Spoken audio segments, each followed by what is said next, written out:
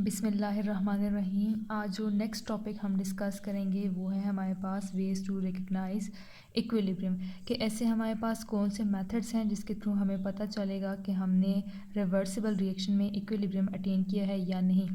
तो उसके लिए हम दो मेथड्स यूज़ कर सकते हैं। नंबर 1 है हमारे पास फिज़िकल मेथड्स, नंबर 2 है हमारे पास केमिकल मेथड्स।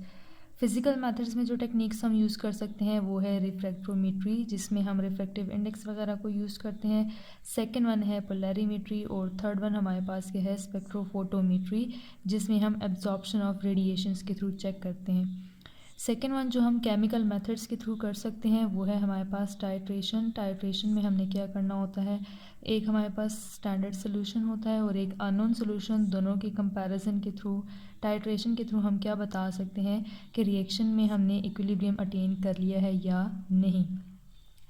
उसके बाद हम ये देख लेते हैं कि अगर हमारे पास किसी भी रिएक्शन में इक्विलिब्रियम अटेन हो रहा है तो हम वहाँ पे इक्विलिब्रियम कांस्टेंट की वैल्यू कैसे फाइंड आउट कर सकते हैं। Finding values of equilibrium constant Kc।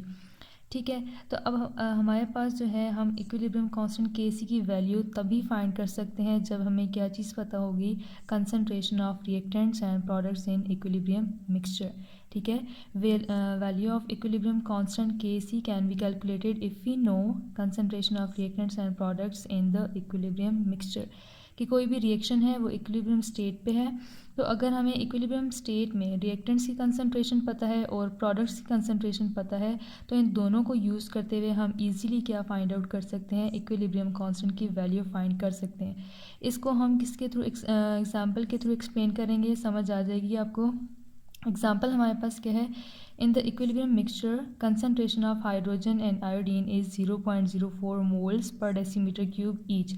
अब इस लाइन का मतलब क्या है कि हमारे पास रिवर्सिबल रिएक्शन हो रहा है between hydrogen and iodine equilibrium mixture में। जो हमारे पास हाइड्रोजन की कंसनट्रेशन है वो भी 0.04 है और आयोडीन की कंसनट्रेशन भी क्या है, 0.04 मोल पर डेसीमीटर क्यूब। ठीक है, यहाँ पे ईच लिखा हुआ है, इसका मतलब क्या है, इन दोनों की कंसनट्रेशन कितनी होगी, 0.04 moles per decimetre cube. While that of hydrogen iodide is 0.08 मोल पर decimetre cube. Find the value of Kc।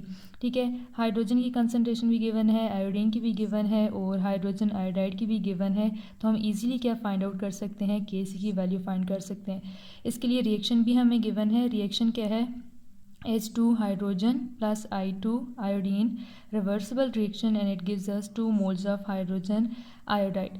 Solution हम स्टार्ट करते हैं। गिवन में हमारे पास डेटा क्या गिवन है, H2, यहाँ पे स्क्वायर ब्रैकेट्स का मतलब क्या है, it is the molar concentration of hydrogen H2 which is 0.04 moles per decimetre cube. I2 molar concentration of iodine is 0.04 mole per decimeter cube and the molar concentration of hydrogen iodide is 0.08 moles per decimeter cube। अब जब हम Kc की value find करेंगे तो हमें Kc equation भी चाहिए होगी, वो हमने इसी रिएक्शन से डिराइव करनी है। एज वी नो Kc हमारे पास किसके इक्वल होता है, that is equals to molar concentration of products divided by molar concentration of reactants. ठीक है, तो हाइड्रोजन आयोडाइड यहाँ पे हमारे पास प्रोडक्ट है, तो ये हम प्रोडक्ट नॉमिनेटर में लिखेंगे और यहाँ पे इसके 2 मोल्स हैं, तो ये 2 कहाँ पे आ जाएगा, इसकी पावर में आ जाएगा। डिनोमिनेटर में हमारे पास क्या आएंगे, रिएक्टेंट्स। रिएक्टेंट्स कौन से हैं, H2 hydrogen and I2 iodine. Next simply हमने क्या करना है, यहाँ पे हाइड्रोजन आयोडाइड की कंसनट्रेशन वैल्यू पुट करेंगे विच इज़ 0.08 और यहाँ पे इसका स्क्वायर है, तो यहाँ भी हमें इसका क्या लेना होगा, स्क्वायर ही लेना होगा। उसके बाद हमारे पास आ जाती है हाइड्रोजन की कंसनट्रेशन 0.04 और हमारे पास आ जाती है आयोडीन की concentration which is also 0.04। Okay, उसके बाद हमने क्या किया है, स्क्वायर हम ओपन करेंगे तो हमारे पास आ जाएगा 0.0064 और इन दोनों टर्म्स को मल्टीप्लाई करेंगे तो हमारे पास आ जाएगा 0.0016। दोनों को आपस में जब हम डिवाइड करेंगे तो हमारे पास आंसर क्या आ जाएगा, 4। Kc की वैल्यू हमारे पास क्या आई है, 4 आई है। यहाँ पे कोई भी यूनिट साथ में गिवन नहीं है क्योंकि हमारे पास रिएक्टेंट्स और प्रोडक्ट्स के जो हमारे पास नंबर ऑफ़ मोल्स हैं वो क्या है, सेम है। हमने कंडीशंस में पढ़ा था जब number of moles reactants and products के सेम हो तो हमारे पास कोई भी यूनिट नहीं होगा। किस तरह से हमारे पास सेम मोल्स हैं, हाइड्रोजन का भी हमारे पास कितने मोल्स हैं, 1 मोल।